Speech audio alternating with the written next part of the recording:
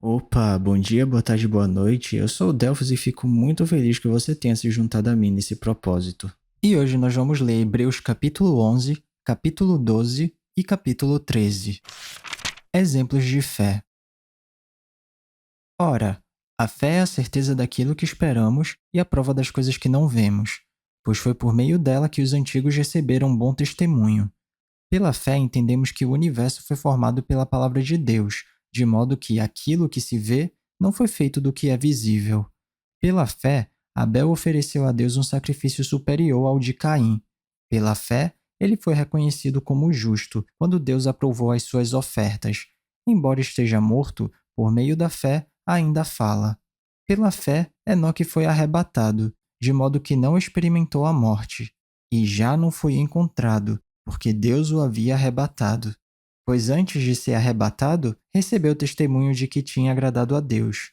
Sem fé é impossível agradar a Deus, pois quem dele se aproxima precisa crer que ele existe e que recompensa aqueles que o buscam. Pela fé, Noé, quando avisado a respeito de coisas que ainda não se viam, movido por santo temor, construiu uma arca para salvar sua família. Por meio da fé, ele condenou o mundo e tornou-se herdeiro da justiça que é segundo a fé. Pela fé, Abraão, quando chamado, obedeceu e dirigiu-se a um lugar que mais tarde receberia como herança, embora não soubesse para onde estava indo. Pela fé, peregrinou na terra prometida como se estivesse em terra estranha. Viveu em tendas, bem como Isaque e Jacó, co-herdeiros da mesma promessa, pois ele esperava a cidade que tem alicerces, cujo arquiteto e edificador é Deus. Pela fé, Abraão e também a própria Sara, apesar de estéril e avançada em idade, recebeu poder para gerar um filho, porque considerou fiel aquele que lhe havia feito a promessa. Assim, daquele homem já sem vitalidade, originaram-se descendentes tão numerosos como as estrelas do céu e tão incontáveis como a areia da praia do mar. Todos esses viveram pela fé e morreram sem receber o que tinha sido prometido. Viram-no de longe e de longe o saudaram, reconhecendo que eram estrangeiros e peregrinos na terra. Os que assim falam mostram que estão buscando uma pátria. Se estivessem pensando naquela de onde saíram, teriam oportunidade de voltar. Em vez disso, esperavam eles uma pátria melhor, isto é, a pátria celestial. Por essa razão, Deus não se envergonha de ser chamado o Deus deles e lhes preparou uma cidade. Pela fé, Abraão, quando Deus o pôs à prova, ofereceu Isaque como sacrifício. Aquele que havia recebido as promessas estava a ponto de sacrificar o seu único filho, embora Deus lhe tivesse dito: por meio de Isaque, a sua descendência será considerada. Abraão levou em conta que Deus pode ressuscitar os mortos e, figuradamente, recebeu Isaque de volta dentre os mortos. Pela fé, Isaque abençoou Jacó e Esaú com respeito ao futuro deles. Pela fé, Jacó, à beira da morte, abençoou cada um dos filhos de José e adorou a Deus, apoiando na extremidade do seu bordão. Pela fé, José, no fim da vida, fez menção ao êxodo dos israelitas do Egito e deu instruções acerca dos seus próprios ossos. Pela fé, Moisés, recém-nascido, foi escondido durante 3 meses por seus pais, pois estes viram que ele não era uma criança comum e não temeram o decreto do rei. Pela fé, Moisés, já adulto, recusou ser chamado filho da filha do faraó, preferindo ser maltratado com o povo de Deus a desfrutar os prazeres do pecado durante algum tempo. Por amor de Cristo, considerou sua desonra uma riqueza maior do que os tesouros do Egito, porque contemplava sua recompensa. Pela fé saiu do Egito, não temendo a ira do rei, e perseverou, porque via aquele que é invisível. Pela fé celebrou a Páscoa e fez aspersão do sangue, para que o destruidor não tocasse nos filhos mais velhos dos israelitas. Pela fé, o povo atravessou o Mar Vermelho como em terra seca, mas quando os egípcios tentaram fazê-lo, morreram afogados. Pela fé, caíram os muros de Jericó, depois de serem rodeados durante 7 dias. Pela fé, a prostituta Raabe, por ter acolhido os espiões, não foi morta com os que haviam sido desobedientes. Que mais direi? Não tenho tempo para falar de Gideão, Baraque, Sansão, Jefté, Davi, Samuel e os profetas, os quais, pela fé, conquistaram reinos, praticaram a justiça, alcançaram o cumprimento de promessas, fecharam a boca de leões, apagaram o poder do fogo e escaparam do fio da espada. Da fraqueza tiraram força, tornaram-se poderosos na batalha e puseram em fuga exércitos estrangeiros. Houve mulheres que, pela ressurreição, tiveram de volta os seus mortos. Uns foram torturados e recusaram ser libertos, para poderem alcançar a ressurreição superior. Outros enfrentaram zombaria e açoites. Outros ainda foram acorrentados e colocados na prisão, apedrejados, cerrados ao meio, postos à prova, mortos a fio da espada. Andaram errantes, vestidos de pele de ovelhas e de cabras, necessitados, afligidos e maltratados. O mundo não era digno deles. Vagaram pelos desertos e montes, pelas cavernas e grutas. Todos esses receberam bom testemunho por meio da fé. No entanto, nenhum deles recebeu o que havia sido prometido. Deus havia planejado algo melhor para nós, para que conosco fossem eles aperfeiçoados. Deus disciplina os seus filhos.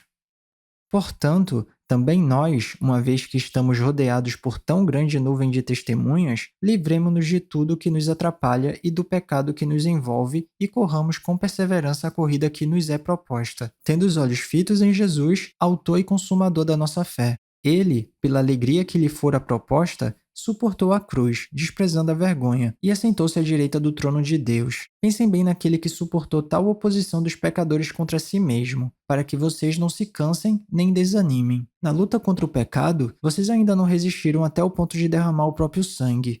Vocês se esqueceram da palavra de ânimo que ele dirige a vocês como filhos. Meu filho, não despreze a disciplina do Senhor, nem se magoe com a sua repreensão, pois o Senhor disciplina quem ama e castiga todo aquele a quem aceita como filho. Suportem as dificuldades, recebendo-as com disciplina. Deus os trata como filhos. Ora, qual o filho que não é disciplinado por seu pai? Se vocês não são disciplinados e a disciplina é para todos os filhos, então vocês não são filhos legítimos, mas sim ilegítimos. Além disso, tínhamos pais humanos que nos disciplinavam e nós os respeitávamos. Quanto mais devemos submeter-nos ao Pai dos Espíritos, para assim vivermos. Nossos pais nos disciplinavam por curto período, segundo lhes parecia melhor, mas Deus nos disciplina para o nosso bem, para que participemos da sua eternidade. Nenhuma disciplina parece ser motivo de alegria no momento, mas sim de tristeza. Mais tarde, porém, produz fruto de justiça e paz, para aqueles que por ela foram exercitados. Portanto, fortaleçam as mãos enfraquecidas e os joelhos vacilantes. Façam caminhos retos para os seus pés, para que o manco não se desvie. Antes, seja curado. Advertência contra a rejeição de Deus. Esforcem-se para viver em paz com todos e para serem santos. Sem santidade, ninguém verá o Senhor. Cuidem que ninguém se exclua da graça de Deus, que nenhuma raiz de amargura brote e cause perturbação, contaminando muitos. Que não haja nenhum imoral ou profano, como Esaú, que por uma única refeição vendeu os seus direitos de herança como filho mais velho. Como vocês sabem, posteriormente, quando quis herdar a bênção, foi rejeitado, e não teve como alterar a sua decisão, embora buscasse a bênção com lágrimas. Vocês não chegaram ao monte que se podia tocar e que estava em chamas, nem as trevas, a escuridão, nem a tempestade, ao soar da trombeta, e ao som de palavras tais que os ouvintes rogaram que nada mais lhe fosse dito, pois não podiam suportar o que lhes estava sendo ordenado. Até um animal, se tocar no monte, deve ser apedrejado. O espetáculo era tão terrível que até Moisés disse: "Estou apavorado e trêmulo." Mas vocês chegaram ao Monte Sião, a Jerusalém Celestial, a cidade do Deus vivo. Chegaram aos milhares de anjos em alegre reunião, a igreja dos primogênitos, cujos nomes estão escritos nos céus. Vocês chegaram a Deus, juiz de todos os homens, aos espíritos dos justos aperfeiçoados, a Jesus, mediador de uma nova aliança, e ao sangue aspergido, que fala melhor do que o sangue de Abel. Cuidado, não rejeitem aquele que fala. Se os que se recusaram a ouvir aquele que os advertia na terra não escaparam, quanto mais nós, se nos desviarmos daquele que nos adverte dos céus. Aquele cuja voz outrora abalou a terra, agora promete: ainda uma vez abalarei não apenas a terra, mas também o céu. As palavras ainda uma vez indicam a remoção do que pode ser abalado, isto é, coisas criadas, de forma que permaneça o que não pode ser abalado. Portanto, já que estamos recebendo um reino inabalável, sejamos agradecidos e assim adoremos a Deus de modo aceitável, com reverência e temor, pois o nosso Deus é fogo consumidor. Exortações finais. Seja constante o amor fraternal. Não esqueçam da hospitalidade. Foi praticando-a que, sem o saber, alguns acolheram anjos. Lembrem-se dos que estão na prisão, como se aprisionados com eles. dos que estão sendo maltratados, como se vocês mesmos estivessem sendo maltratados. O casamento deve ser honrado por todos, o leito conjugal conservado puro, pois Deus julgará os imorais e os adúlteros. Conservem-se livres do amor ao dinheiro e contentem-se com o que vocês têm, porque Deus mesmo disse: Nunca o deixarei, nunca o abandonarei. Podemos, pois, dizer com confiança: O Senhor é o meu ajudador, não temerei. O que me podem fazer os homens? Lembrem-se dos seus líderes, que transmitiram a palavra de Deus a vocês. Observem bem o resultado da vida que tiveram e imitem a sua fé. Jesus Cristo é o mesmo ontem, hoje e para sempre. Não se deixem levar pelos diversos ensinos estranhos. É bom que o nosso coração seja fortalecido pela graça e não por alimentos cerimoniais, os quais não têm valor para aqueles que os comem. Nós temos um altar do qual não tem direito de comer os que ministram no tabernáculo. O sumo sacerdote leva sangue de animais até o lugar santíssimo como oferta pelo pecado, mas os corpos dos animais são queimados fora do acampamento. Assim, Jesus também sofreu fora das portas da cidade, para santificar o povo por meio do seu próprio sangue. Portanto, saiamos até ele, fora do acampamento, suportando a desonra que ele suportou. Pois não temos aqui nenhuma cidade permanente, mas buscamos a que há de vir. Por meio de Jesus, portanto, ofereçamos continuamente a Deus um sacrifício de louvor, que é fruto de lábios que confessem o seu nome. Não se esqueçam de fazer o bem e de repartir com os outros o que vocês têm, pois de tais sacrifícios Deus se agrada. Obedeçam aos seus líderes e submetam-se à autoridade deles. Eles cuidam de vocês como quem deve prestar contas. Obedeçam-lhes para que o trabalho deles seja uma alegria, não um peso, pois isso não seria proveitoso para vocês. Orem por nós. Estamos certos de que temos consciência limpa e desejamos viver de maneira honrosa em tudo.